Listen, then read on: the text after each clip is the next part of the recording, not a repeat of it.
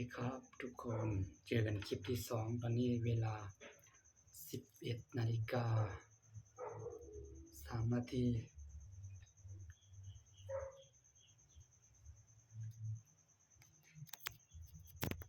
เจอกันคลิปที่2นะครับทุกคนอย่าลืมทักทายกันนะครับทักทายกันได้เลยตอนนี้เพิ่งอาบน้ำเสร็จนะครับเพิ่งอาบน้ำเสร็จแล้วก็อยู่บ้านก็จะใส่ผ้าถุงนะใส่ผ้าสิ้นเลยนะอยู่บ้านนะเราใส่ผ้าสิ้นมันโอเค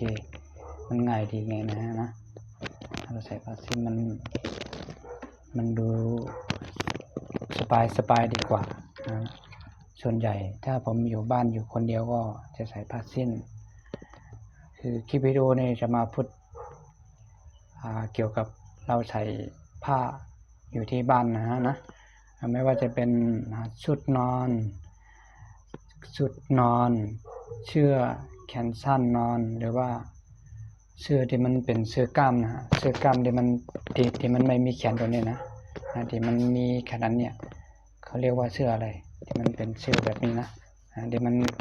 ใส่แล้วให้มันสบายใส่แล้วให้มันสบายนะนะฮะคนแต่ละคนชอบใส่ไม่เหมือนกันนะบางคนชอบใส่ชุดนอน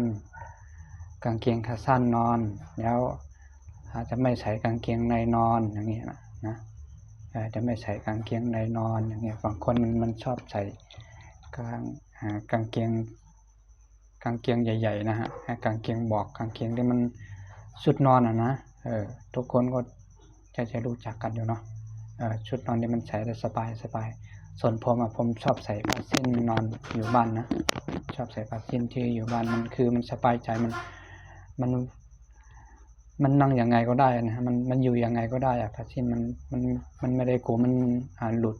กลัวไหมมันหลุดไม่ต้องใส่เข็มขัดไม่ต้องหูดชิบไงใส่แล้วมันสบายใจนะใส่แล้วมันสบายมันมัดอย่างเดียวมันมัดแล้วก็มันอยู่เลยนะมันไม่มีการหลุดหรอกนะครับถ้าเรามัดดีนะถ้าเรามัดดีมันใส่ผ้าสิ้นผ้าถุงนี่มันก็ดีไปอย่างหนึ่งคนแต่ละชอบไม่เหมือนกันนะก็แค่นี้นะครับสวัสดีครับ